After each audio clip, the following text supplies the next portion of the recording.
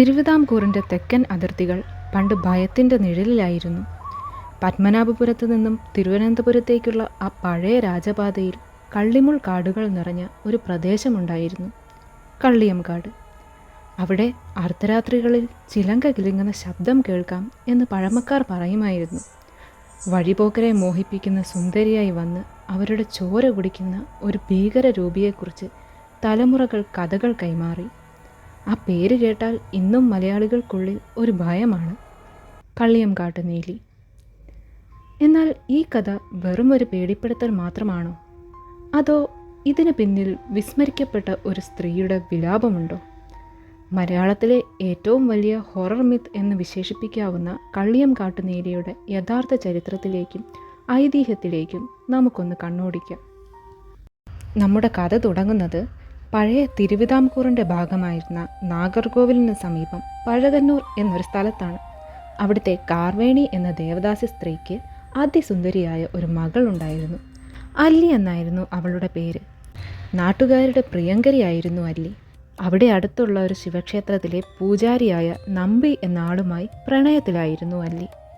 ആ പ്രണയത്തിന് അവളുടെ ജീവൻ്റെ വിലയുണ്ടെന്ന് അല്ലി അറിഞ്ഞിരുന്നില്ല. അല്ലി അയാളെ അകമഴിഞ്ഞ് സ്നേഹിച്ചപ്പോൾ നമ്പിക്ക് അവളുടെ പണത്തിലും സ്വർണത്തിലും മാത്രമായിരുന്നു കണ്ണ്. അത് മോഹിച്ച് തന്നെയാണ് അയാൾ അവളെ വിവാഹം ചെയ്തത്. എന്നാൽ നമ്പിയുടെ മനസ്സിലിരിപ്പ് തിരിച്ചറിഞ്ഞ കാർവേണി അയാളെ വീട്ടിൽ നിന്നും പുറത്താക്കി. നമ്പിയോടുള്ള സ്നേഹത്തിലും വിശ്വാസത്തിലും ഗർഭിണിയായിരുന്ന അല്ലി അമ്മയുടെ വാക്കുകൾ അവഗണിച്ച് തൻ്റെ ഭർത്താവിനൊപ്പം വീട് വിട്ടിറങ്ങി.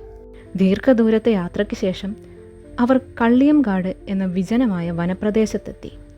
അവിടെ ഇരുന്ന് ക്ഷീണം അകറ്റിയിട്ടാകാം മുന്നോട്ടുള്ള യാത്ര എന്ന് തീരുമാനിച്ച് അവർ ഒരു മരച്ചുവട്ടിലിരുന്നു. അവശയായിരുന്ന അല്ലി തൻ്റെ ഭർത്താവിൻ്റെ മടിയിൽ തലവെച്ച് മയങ്ങിപ്പോയി.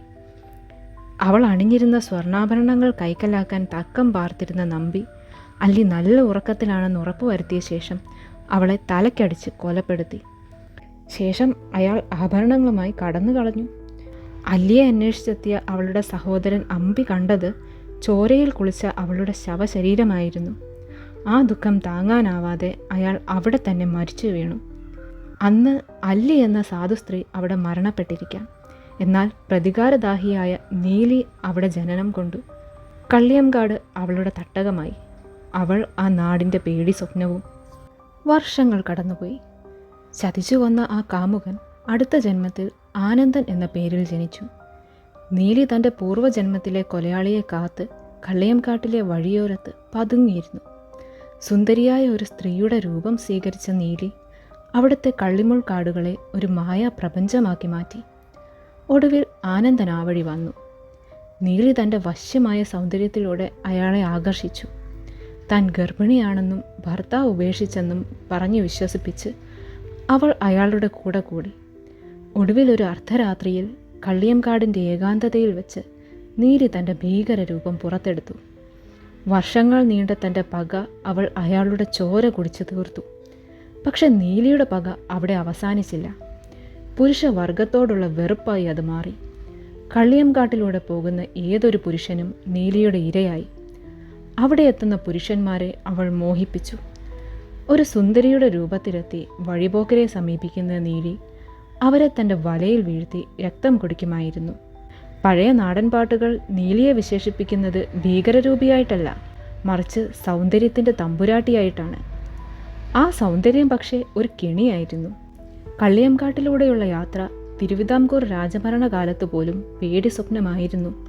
പഴയ കാലത്ത് കള്ളിയംകാട് വഴി പോകുന്നവർ വിശ്രമിക്കാനായി ആശ്രയിച്ചിരുന്ന വഴിയമ്പലങ്ങളെക്കുറിച്ച് പല കഥകളും പ്രചാരത്തിലുണ്ട്.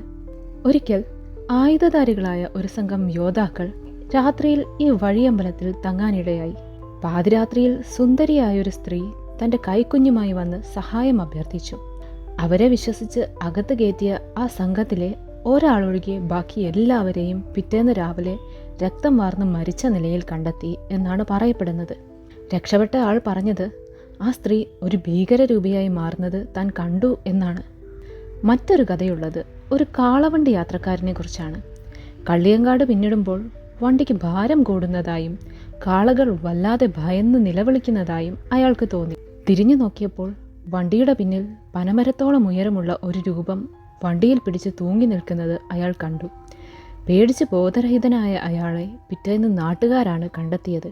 കള്ളിയംകാടിനടുത്തുള്ള പഴയ കാവുകളിലോ പനമരങ്ങളുടെ ചുവട്ടിലോ രാത്രിയിൽ ഒറ്റയ്ക്ക് പോകുമ്പോൾ ചിലങ്കയുടെ ശബ്ദം കേൾക്കാറുണ്ടെന്ന് ആ നാട്ടുകാർ പറയും. ആരോ അദൃശ്യമായി കൂടെ നടക്കുന്നത് പോലെ ഒരു തോന്നൽ. പക്ഷെ തിരിഞ്ഞു നോക്കിയാൽ ആരെയും കാണില്ല. ചിലപ്പോൾ വായുവിൽ ഒരു സുഗന്ധം പടരും. തൊട്ടടുത്ത നിമിഷം അത് വല്ലാത്തൊരു ദുർഗന്ധമായി മാറുകയും ചെയ്യും. ഇത് നീലിയുടെ സാന്നിധ്യമാണെന്നാണ് വിശ്വാസം. തിരുവിതാംകൂർ നാടിനെ വിറപ്പിച്ച നീലിയെ തളയ്ക്കാൻ ആർക്കും കഴിഞ്ഞില്ല. ഒടുവിൽ നാട്ടുകാർ കടമറ്റത്ത് കത്തനാരുടെ സഹായം തേടി. അതിശക്തനായ മാന്ത്രികനായിരുന്ന കത്തനാർ നീലിയെ നേരിടാനായി കള്ളിയംകാട്ടിലെത്തി. ഇരുവരും തമ്മിൽ നടന്നത് വാക്കുകൾ കൊണ്ട് വിവരിക്കാനാകാത്തത്ര ഭീകരമായ പോരാട്ടമായിരുന്നു. നീലിയുടെ മായകളെല്ലാം കത്തനാരുടെ ആത്മീയ ശക്തിക്ക് മുന്നിൽ തോറ്റുപോയി.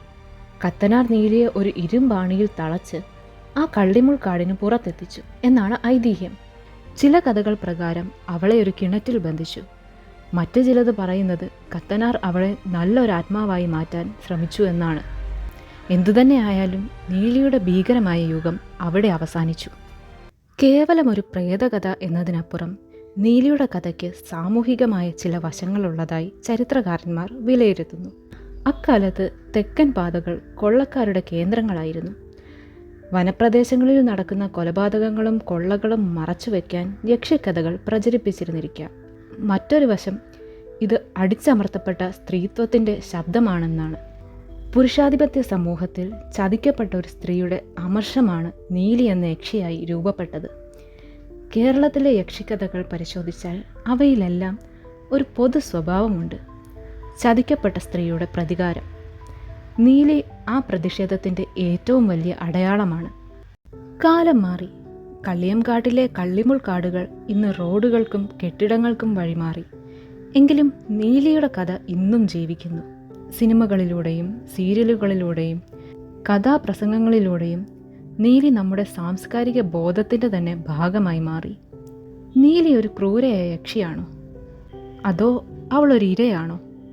ഈ ചോദ്യത്തിന് ഉത്തരമില്ല.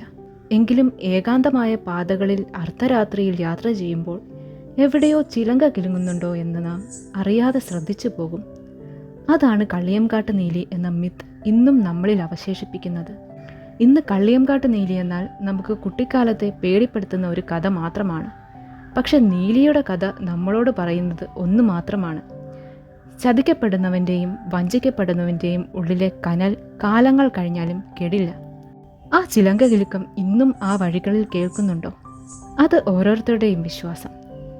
അടുത്ത തവണ വിജനമായ പാതയിലൂടെ രാത്രിയിൽ സഞ്ചരിക്കുമ്പോൾ കള്ളിമുൾ കാടുകൾക്കിടയിലേക്ക് ഒന്ന് നോക്കുക.